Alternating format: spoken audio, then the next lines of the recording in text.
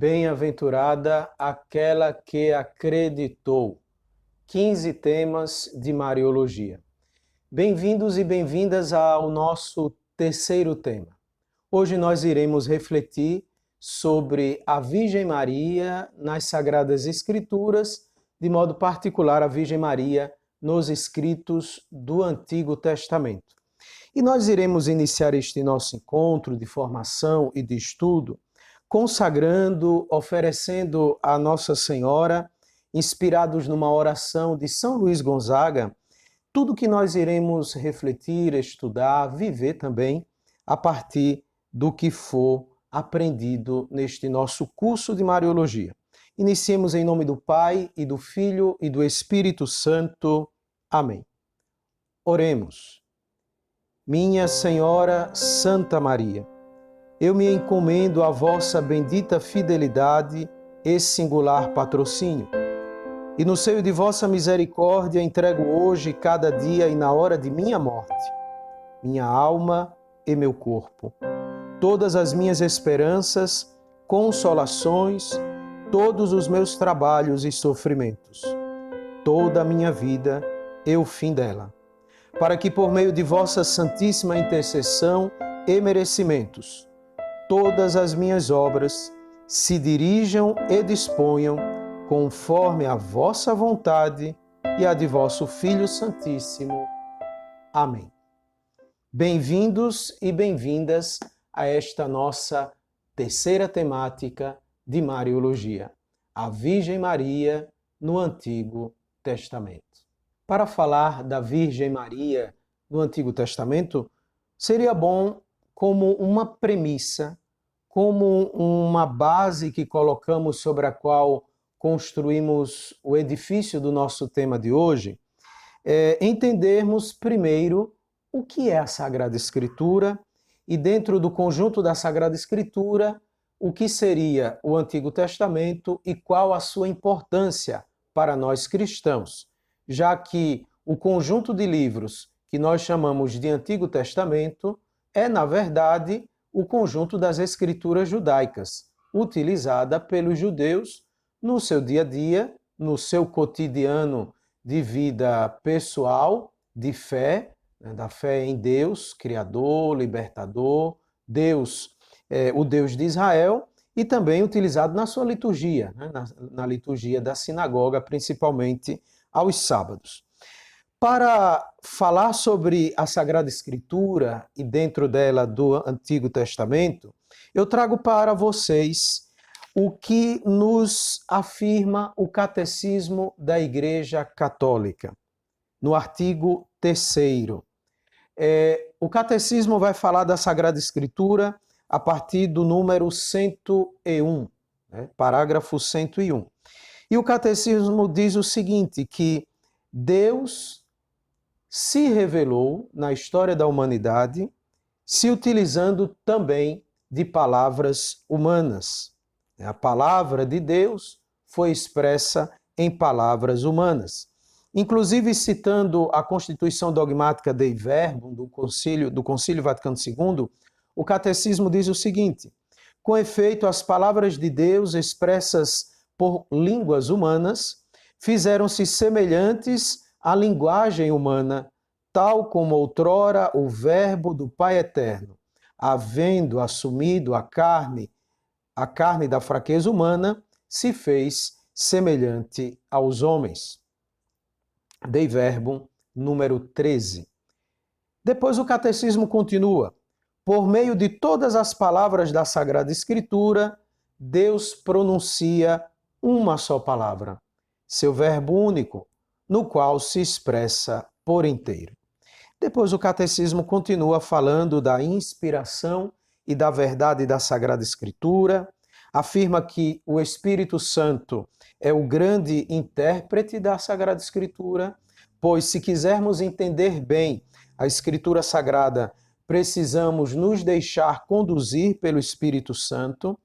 Por isso, inspirado no Concílio Vaticano II, o Catecismo diz que temos 3 critérios para a interpretação da Sagrada Escritura. Isso é importante termos em mente, porque A nossa interpretação da Escritura, a nossa interpretação católica, ela não é personalista, nem muito menos subjetivista. Eu não posso pegar a Escritura e interpretá-la ao meu bel prazer. Eu não posso interpretá-la segundo o achismo. Eu acho que é isso. Ou muito menos me deixar conduzir pelo achismo de outra pessoa que interpretou, talvez também subjetivamente, a Sagrada Escritura. Não. Essa não é a tradição católica, essa não é a perspectiva católica para a leitura e interpretação da Sagrada Escritura. Para interpretar bem toda a Escritura e um texto bíblico em particular, nós precisamos primeiro critério, prestar muita atenção ao conteúdo e à unidade da Escritura inteira. Primeiro critério, prestar muita atenção ao conteúdo e à unidade da Escritura inteira. Precisamos entender que todos os livros da Sagrada Escritura, a partir do mistério pascal de Jesus Cristo, têm um sentido salvífico. E quando nós vamos ler um livro em particular, ou um trecho, ou até mesmo um pequeno versículo, ou ainda uma única palavra da Escritura, dentro de um texto, dentro de uma perícope, né, dentro de um texto determinado, específico, nós precisamos entender tudo isso no contexto maior da unidade e do sentido da Sagrada Escritura. Por isso que um texto, inclusive mariológico, não pode ser lido destacado do sentido de conjunto da Sagrada Escritura.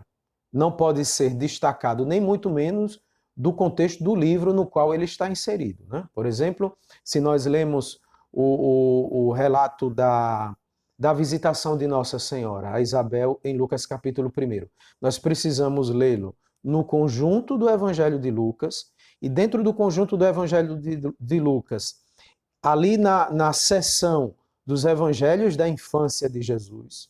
Depois, precisamos ler esse texto no conjunto temático do Novo Testamento, e como nós somos cristãos, nós olhamos para o texto, talvez com alguma ligação com textos do Antigo Testamento, como é o caso quando formos estudar com um texto de 1 Samuel, capítulo 6, se eu não me engano. 1 Samuel, capítulo 6. O texto do Antigo Testamento que serve como moldura para entendermos o relato do da visitação de Nossa Senhora a Isabel. Então precisamos ter essa visão de conjunto. Segundo critério, ler a Escritura dentro da tradição viva da Igreja inteira. Ler a Escritura dentro da tradição viva da Igreja inteira. Precisamos olhar para o texto, precisamos olhar para o livro da Escritura, precisamos olhar para toda a Sagrada Escritura e lê-la na tradição, dentro da tradição de 2000 anos de cristianismo, 2000 anos de interpretação, de estudo, de meditação, de compreensão da Escritura Sagrada. Para nós, católicos, a Bíblia ela é interpretada dentro da tradição da Igreja. Repito, nós não fazemos uma leitura subjetivista, nós não fazemos uma leitura segundo, entre aspas, o achismo de cada um. Pelo contrário, a Bíblia nós a lemos dentro de uma tradição, a tradição cristã católica, que já tem 2000 anos, repito, de leitura, de meditação, de estudo, de interpretação e também de celebração da Sagrada Escritura na própria vida da Igreja e, de modo particular, na sua liturgia. Por último, um terceiro critério para uma boa interpretação da Escritura, temos o estar atento à analogia da fé. Estar atento à analogia da fé. Ou seja, ter a capacidade de entender um texto, de compreender, de modo particular, um relato dentro de um conjunto interpretativo no qual, em alguns momentos, nós poderemos colocar aquele texto em paralelo e, de modo particular, poderemos colocar o Novo Testamento em paralelo com o Antigo. Analogia significa comparação. Nós podemos pegar uma temática do Novo Testamento e analogicamente interpretá-la iluminados por um texto do Antigo Testamento que entenderemos como tipológico, analógico, prefigurativo. Assim será também com a Mariologia. Por exemplo, eu me recordo que citei para vocês a expressão mulher que está presente na boca de Jesus, tanto no relato das bodas de Caná como da crucificação no Evangelho segundo São João, e que nos remonta à expressão mulher proferida por Deus em Gênesis capítulo 3, versículo 15, quando ele se dirige à serpente e diz que porá inimizade entre ela e uma mulher, entre a serpente, símbolo do pecado, da queda, da danação, da perdição, e uma mulher cuja descendência pisará a cabeça da serpente, ou seja, vencerá o pecado. Isso é uma interpretação analógica, né? Nós, com os nossos óculos cristãos, com o nosso olhar a partir da fé em Jesus Cristo, né, morto e ressuscitado, abrimos o Antigo Testamento e entendemos que muitas imagens, terminologias, profecias, promessas e prefigurações são sinais que nos apontam para a realidade do cumprimento no Novo Testamento. É um movimento retrospectivo que fazemos. Por isso, este terceiro critério de interpretação se torna muito válido para o nosso estudo de Mariologia. Precisamos ter a capacidade analógica, interpretativa, comparativa para entendermos o mistério da Virgem Maria no Novo Testamento ligado ao Antigo Testamento. O que é o Antigo Testamento para nós cristãos? Continuando aqui no nosso texto do Catecismo da Igreja Católica, para passarmos agora para Maria no Antigo Testamento, vale a pena recordar o sentido do Antigo Testamento para nós. Diz o Catecismo da Igreja Católica, parágrafo ou número 121. O Antigo Testamento é uma parte indispensável da Sagrada Escritura. Seus livros são divinamente inspirados e conservam um valor permanente, pois a antiga aliança nunca foi revogada. Com efeito, número 122. A economia do Antigo Testamento estava ordenada principalmente para preparar a vinda de Cristo, Redentor de todos. Embora contenham também coisas imperfeitas e transitórias, os livros do Antigo Testamento dão testemunho de toda a divina pedagogia, do amor salvífico de Deus. Abre aspas, continua o Catecismo da Igreja Católica, citando a Constituição Dogmática do Concílio Vaticano II, Dei Verbum, número 15. Neles encontram-se sublimes ensinamentos acerca de Deus e uma salutar sabedoria, concernente à vida do homem, bem como admiráveis tesouros de preces. Nestes livros, enfim, está latente o mistério da nossa salvação. Fecha aspas. Continua o Catecismo da Igreja Católica. Os cristãos veneram o Antigo Testamento como verdadeira palavra de Deus. A Igreja sempre rechaçou vigorosamente a ideia de rejeitar o Antigo Testamento sob o pretexto de que o Novo o teria feito caducar. Isso, inclusive, foi uma heresia chamada Marcionismo, defendida por Marcião no início da Igreja, que dizia que os cristãos não poderiam usar o Antigo Testamento porque eles não tinham mais valor. Eles pertenciam a uma era que havia caducado e não tinha mais sentido. O cristianismo deveria usar única e exclusivamente os escritos chamados de Novo Testamento. A Igreja diz que isto é uma heresia. Nós reconhecemos o Antigo Testamento como palavra de Deus. Porém, palavra de Deus ordenada para a palavra definitiva do Senhor, proferida no evento Jesus Cristo, morto e ressuscitado, e testemunhada nos escritos neotestamentários, nos evangelhos, nas cartas paulinas, nas cartas católicas e demais escritos. Por isso, diz o catecismo e sustenta a doutrina da Igreja, existe uma unidade entre o Antigo e o Novo Testamento. Por isso, este nosso primeiro tema, a Virgem Maria no Antigo Testamento. Eis o que diz a Igreja. Já nos tempos apostólicos e depois constantemente na sua tradição, nós, a Igreja, iluminamos a unidade do plano divino nos dois testamentos graças à tipologia. Eu falava sobre a tipologia no início do nosso vídeo. O que seria a tipologia? Esta discerne nas obras de Deus contidas na antiga aliança prefigurações daquilo que Deus realizou na plenitude dos tempos na pessoa de seu Filho encarnado. Por isso os cristãos leem o Antigo Testamento à luz do Cristo morto e ressuscitado. Esta leitura tipológica manifesta o conteúdo inesgotável do Antigo Testamento.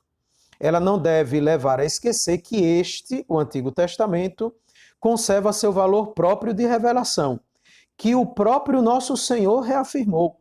De resto, também o Novo Testamento exige ser lido à luz do Antigo. A catequese cristã, primitiva inclusive, recorre constantemente a ele, ao Antigo Testamento, para explicar o Novo. Portanto, segundo uma antiga afirmação da Igreja, o Novo Testamento está escondido no Antigo, ao passo que o Antigo é desvendado no Novo Testamento. Isso é muito bonito, né? Por isso que nós abrimos agora o Antigo Testamento para entendermos as prefigurações relativas a Nossa Senhora que estão nos escritos veterotestamentários. A pergunta é esta: e Maria no Antigo Testamento? Devemos nos lembrar, como acabamos de ler no Catecismo da Igreja Católica, que esta pergunta deve ser respondida a partir de uma leitura tipológica, ou seja, no Antigo Testamento nós encontramos os tipos. Tipos é uma palavra grega que significa símbolos, figuras, sinais, prefigurações, tem uma riqueza semântica muito forte. Tipos. Por isso a leitura tipológica. Nós olhamos para o Antigo Testamento e vemos os tipos, as imagens, figuras, ideias que iluminam a realidade no Novo Testamento, né? Ou do Novo Testamento. Então Maria no Antigo Testamento ela é prefigurada. Maria no Antigo Testamento ela é preparada. No Antigo Testamento, diversas imagens, figuras, ideias, conceitos, textos são como sinais de uma gestação que nos ajudam a entender que nas escrituras judaicas, o nome que também atribuímos ao Antigo Testamento, existem promessas, existem profecias, existem imagens e figuras que nos ajudam a entender a realidade do cumprimento da promessa, da profecia, da imagem e da figura salvíficas na pessoa de Maria de Nazaré, que está intimamente ligada ao seu Filho Jesus Cristo, cumpridor e realizador da nova e eterna aliança. Porém, devemos nos lembrar, como acabamos de ouvir no Catecismo da Igreja Católica, esta é uma leitura cristã, é uma leitura retrospectiva. A partir de Cristo e a partir do mistério de Cristo em Maria, nós abrimos os textos, como vamos fazer agora, do Antigo Testamento e fazemos uma leitura tipológica. Nós olhamos para o Antigo Testamento com os óculos do Novo Testamento. Nós olhamos para a figura de Judite, nós olhamos para a imagem de Eva no Gênesis, nós olhamos para a figura da rainha vestida com veste esplendente de ouro de Ofir, do Salmo 45, nós olhamos para a filha de Sião que se alegra na profecia de Sofonias, de Zacarias e de Joel, com o olhar na pessoa de Maria. E é isto que nós vamos fazer, um olhar tipológico e retrospectivo para os textos do Antigo Testamento. Quais são os textos do Antigo Testamento que podemos ler como prefigurativos ou tipológicos sobre a Virgem Maria. Vocês podem acompanhar agora, pelo nosso slide, um conjunto de textos que nós lemos como realmente promessas, imagens, conceitos, figuras, profecias relativas à Virgem Maria. Um primeiro texto é o texto de Gênesis capítulo 3, versículo 15, que diz o seguinte: Deus falando para a serpente depois da queda de Adão e Eva: porém hostilidade entre ti e a mulher, entre a tua descendência e a descendência dela. Esta te esmagará a cabeça e tu lhe ferirás o calcanhar. Gênesis 3, versículo 15. Os padres da igreja entendiam este texto como o proto-evangelho. Proto, em grego, significa primeiro. O primeiro evangelho, o primeiro anúncio de salvação contido na Sagrada Escritura. Apesar da queda, apesar da perdição dos nossos primeiros pais, mesmo no contexto dramático da negação da humanidade a Deus, Deus faz uma promessa de salvação. Deus faz uma promessa de salvação que surgirá da própria descendência da humanidade, do próprio coração da humanidade, da própria realidade marcada pelo drama do pecado do ser humano.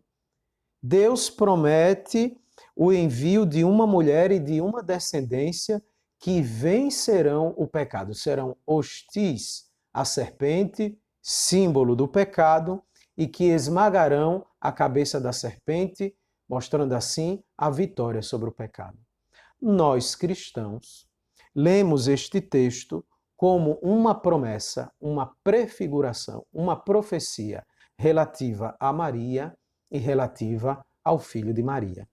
Tanto é que o Evangelho de João vai colocar na boca de Jesus, vai lembrar que está na boca de Jesus justamente essa expressão mulher no relato das bodas de Caná e no relato da crucificação, quando Jesus diz: mulher, no primeiro texto, minha hora ainda não chegou. E muito mais significativo o texto de João capítulo 19. Mulher, eis aí o teu filho. É de uma profundidade belíssima. Jesus não destrata a sua mãe como costumeiramente temos ouvido pessoas que fazem interpretações subjetivistas e desvirtuadas da Sagrada Escritura e que temam afirmar que a utilização dessa expressão, desse termo mulher, por parte de Jesus no Evangelho segundo São João foi depreciativo. É sinal de que realmente não conhecem a unidade da Sagrada Escritura. O mulher de João 2 e João 19 está ligado a Gênesis capítulo 3, versículo 15. Maria é esta nova mulher. Maria é a nova Eva. Isso é tão fácil de entender que o apóstolo São Paulo, em 1 Coríntios capítulo 15, fala que Jesus é o novo Adão. Ele é o novo Adão. Para ver o novo Adão é preciso haver a nova Eva. Para que se tenha o novo Adão pelo qual entra a vida, é preciso ter a nova Eva obediente que gera aquele que dá a vida. Então, é uma leitura, como nós falávamos, interpretativa a partir do mistério cristão, mas é também uma leitura dentro da unidade muito ampla dos livros da Sagrada Escritura, do Antigo e do Novo Testamento. Um segundo texto que temos, que é muito conhecido nosso, é o texto de Isaías, capítulo 7, do versículo 14 ao versículo 16. Isaías 7, 14 a 16. Principalmente o versículo 14. Diz Deus através do profeta Isaías: pois sabei que o Senhor mesmo vos dará um sinal. Eis que a jovem, ou traduzido também por a virgem, concebeu e dará à luz um filho, e dar-lhe-á o nome de Emanuel. Esta profecia foi utilizada pelo evangelista Mateus, no capítulo 1 do seu livro, para justificar a concepção virginal por obra do Espírito Santo de Jesus em Maria. É isto que o anjo em sonho vai dizer a José, que em Maria, e na sua concepção virginal, e na ação do Espírito Santo no seu ventre, estava se cumprindo a profecia de Isaías 7,14. Vemos aqui uma jovem, ou outras traduções colocam uma virgem, né, que concebe e dá à luz. Inclusive, esse texto, veremos mais adiante, será utilizado como uma fundamentação bíblica para o dogma da virgindade perpétua de Maria, principalmente a virgindade antes do parto, mas também a virgindade durante e depois do parto. Uma virgem, uma jovem, conceberá e dará à luz um filho. Literalmente, esse texto se referia ao filho do rei, que seria gerado para ajudar na condução do povo e na libertação de todas as amarras das guerras. É um contexto histórico e digamos, real, né? O texto se situa na história do povo de Israel. No entanto, nós o lemos porque assim também imaginou a esperança messiânica de Israel, nós o lemos como uma profecia do nascimento do Messias. Então veja como a escritura é bonita. Ela parte de um fato histórico, o nascimento do filho do rei, e alarga para uma concepção muito maior, a concepção messiânica e salvífica. Uma mulher, uma virgem, uma jovem, conceberá por graça de Deus e dará à luz um filho, e este filho será Deus conosco, será Emanuel. Por que, historicamente, o rei é chamado de Emanuel? Porque ele é o sinal da presença do rei de Israel, Deus, no coração e na vida do povo. Mas esta presença, esta morada definitiva e plena de Deus acontecerá com o verdadeiro Emanuel, que é o filho de Maria concebido pelo Espírito Santo, que é o próprio Deus que arma a sua tenda, né? Como diz João, capítulo 1, versículo 14. Habitou entre nós, né? Ele montou a sua Shekinah, ele montou a sua tenda no nosso meio, a sua casa entre nós. Um outro texto que nos é muito significativo na Mariologia é o texto do primeiro livro de Samuel, capítulo 2, do versículo 1 ao versículo 10. 1 Samuel 2, de 1 a 10. Você pode ler em casa todo este texto, que é um pouco longo e a gente não vai se alongar, mas ele é muito fácil de entender. O canto de Ana é o canto da mulher que, depois do sofrimento da esterilidade e da graça da bênção de um filho, do primeiro filho, Samuel, o primeiro profeta de Israel, canta a Deus um canto de louvor. O meu coração exulta em Deus. A minha boca se escancara contra os meus inimigos, porque me alegro em tua salvação.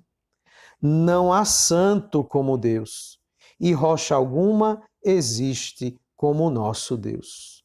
E o canto de Ana vai prorrompendo num louvor belíssimo.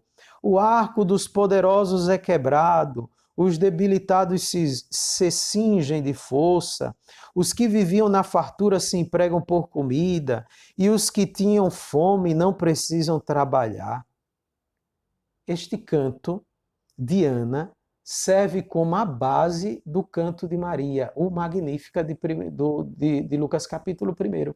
Maria, quando canta o Magnífica na casa de Isabel, ela tem no coração o canto de Ana, o canto das mulheres oprimidas, o canto da mulher que experimenta a graça da salvação, como Ana, que teve uma gestação e um parto como fruto da bênção de Deus. Maria também tem uma concepção, uma gestação, um parto e a educação de um filho como fruto da bênção de Deus. A verdadeira Ana é Maria. A Ana sofrida e humilhada, do Novo Testamento é Maria. Olhou para a humilhação de sua serva. O canto de Ana, ele é a moldura para o Magnífica de Nossa Senhora. Faça agora a sua comparação. Pegue o Magnífica de Maria e pegue o canto de Ana e vejam os paralelos. Vejam como é bonito perceber que Maria é filha do seu povo. Maria é uma crente do seu povo. E ela era tão permeada pela palavra de Deus que quando ela vai cantar o louvor de Deus, ela canta alicerçada na palavra, na Escritura. Aqui nós já podemos tirar o ensinamento. De Maria, com Maria, nós aprendemos a ser homens e mulheres da palavra, amigos da Bíblia, amigos da Escritura. O Magnífica de Nossa Senhora é inspirado no canto de Ana. Claro, superior à perspectiva salvífica, porque é nova e eterna aliança, mas tem a inspiração veterotestamentária de Ana. Um outro texto muito significativo para nós está em 2 Samuel, capítulo 6, do versículo 9 ao 11. Talvez alguns de vocês nunca tenham visto um paralelo tão significativo para o texto da visitação. 2 Samuel 6, de 9 a 11. Davi receberá a Arca da Aliança, que vem entronizada, né? Para mostrar o sinal da presença de Deus. O que era a arca? Era uma grande arca de madeira nobre, coberta de ouro, com toda aquela arquitetura que nós sabemos, com os 2 querubins, com uma tampa, dentro dela estavam as tábuas dos 10 mandamentos, um pouco do maná. Era um sacrário, era um símbolo da presença de Deus. Era Deus no meio do povo. Seria o nosso tabernáculo da igreja, né? O nosso sacrário. Era Deus no meio do povo, era um símbolo muito forte. Davi vai receber esta arca, Davi dança, Davi pula, vem uma procissão belíssima. E vejam o que diz 2 Samuel, capítulo 6, do versículo 9 ao versículo 11. Nesse dia, Davi teve medo de Deus ao olhar para a arca que vinha ao seu encontro e disse: como virá a arca de Javé para ficar na minha casa? Por isso Davi não quis transferir a arca de Javé para a cidade de Davi, Jerusalém, que era justamente a entronização da arca em Jerusalém, que se tornava o centro espiritual do rei de Israel, do reinado de Israel. E levou para a casa de Obed-edom de Gate. A arca de Javé ficou 3 meses na casa de Obed-edom de Gate, e Javé abençoou Obed-edom e a toda a sua casa. Quem gritou algo parecido com Davi? Como posso merecer que a arca do meu Senhor venha ficar na minha casa? Isabel, cheia do Espírito Santo, em Lucas capítulo 1, do versículo 45. Como posso merecer que a mãe do meu Senhor me venha visitar? E o mesmo Evangelho de Lucas diz que Maria ficou 3 meses na casa de Isabel. E a arca ficou na casa de Obed-edom 3 meses. A moldura do texto da visitação é justamente o texto da visitação da Arca da Aliança a Davi, na sua entronização a Jerusalém. Aqui nós já podemos encontrar uma fundamentação para o dogma da maternidade divina. Maria é a arca da nova e eterna aliança. Dentro dela não estão as tábuas dos 10 mandamentos, mas o autor dos 10 mandamentos, o próprio Deus encarnado. Como a primeira arca era imperecível, revestida de ouro, Maria é revestida de Deus, a gente liga com Apocalipse capítulo 12. Como era de madeira puríssima, nobilíssima, o carvalho que não se corrompia. Aqui a gente entende o dogma da Assunção de Maria, aquele corpo não se corrompeu no túmulo. Enfim, é de uma beleza extraordinária. Por isso que a gente precisa entender bem a Bíblia e ligar os textos para que assim a gente possa interpretar de maneira clara os mistérios da salvação. Depois vocês podem conferir vários textos dos profetas do Antigo Testamento que falam da alegria da filha de Sião. Eu quero citar um para vocês. Vocês podem conferir aqui Isaías 12:6, Sofonias 3:14 a 15, Zacarias 2:14, 9 a 9, 9, capítulo 9, versículo 9, Joel 2, de 21 a 27, que falam da filha de Sião. E vocês vão entender por que esses textos são prefigurativos da Virgem Maria. Sofonias, capítulo 3, versículos 14 e 15.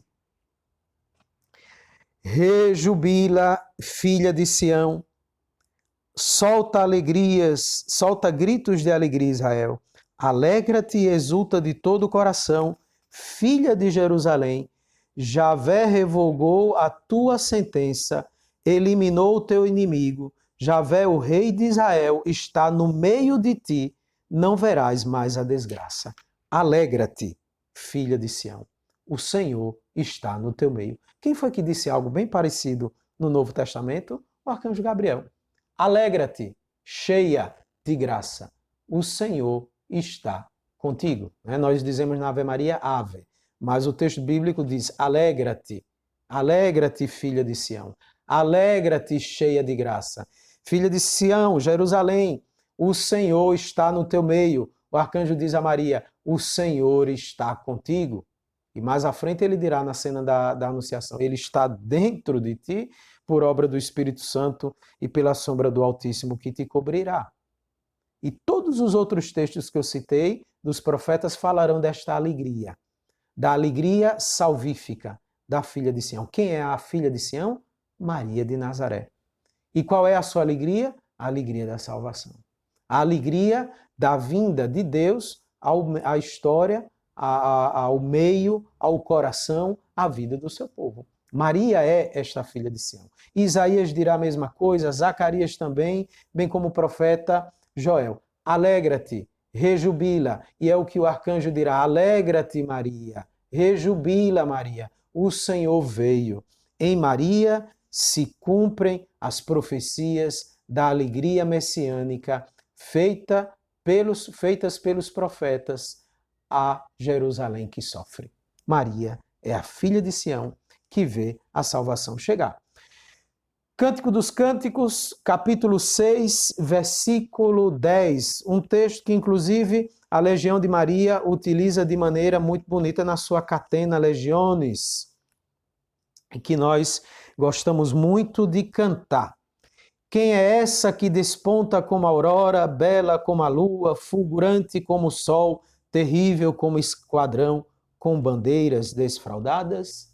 É Maria. Aquela mulher que traz a descendência que é hostil à serpente, símbolo do pecado, e que coloca a sua descendência sobre a serpente para pisá-la e vencer o pecado. Maria é esta mulher que vem com as bandeiras desfraldadas das virtudes, da graça, da obediência, da fidelidade a Deus e traz a sua descendência, o Verbo eterno encarnado no seu seio, no seu ventre, no seu útero, para pisar a cabeça da serpente. É Maria. O livro de Judite, capítulo 13, apresenta Judite que intercede pelo povo, né? Judite pede por ela e pela vida do seu povo. Maria é a nova, a invicta Judite. Como nós cantamos no texto, nós cantamos no ofício da Imaculada Conceição. Ó invicta Judite, esta é Maria. Ela é a invicta Judite que vence. Judite, capítulo 13, versículo 18. Osias então disse a Judite, bendita sejas, filha, pelo Deus Altíssimo, mais que todas as mulheres da terra, e bendito seja o Senhor Deus, Criador do céu e da terra, que te conduziu para cortar a cabeça do chefe dos nossos inimigos. Gritou Isabel, bendita és tu entre todas as mulheres, e bendito é o fruto do teu ventre. Isabel, quando canta a bem-aventurança de Maria, Isabel tem no coração e na mente Judite, capítulo 13, versículo 18. Bendita és tu entre as mulheres e bendito é o fruto do teu ventre. Porque Maria é a nova Judite que corta a cabeça dos nossos inimigos, ou seja, do nosso inimigo, que é o pecado, que é o demônio. E por último, o Salmo 45, tão bem recitado na liturgia das celebrações marianas, né, da filha, da esposa e da rainha. Salmo 45, versículo 11.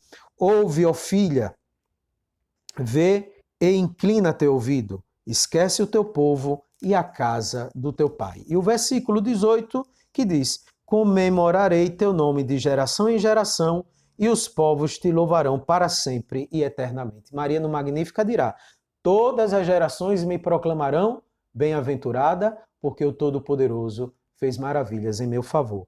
O salmista dirá, falando da rainha, da filha de Sião, da filha do rei, que todas as gerações e todos os povos a louvarão. Maria é esta rainha. Maria, esta é esta filha do rei. Esta é a mãe do rei, louvada por todas as gerações. Maria, prefigurada no Antigo Testamento.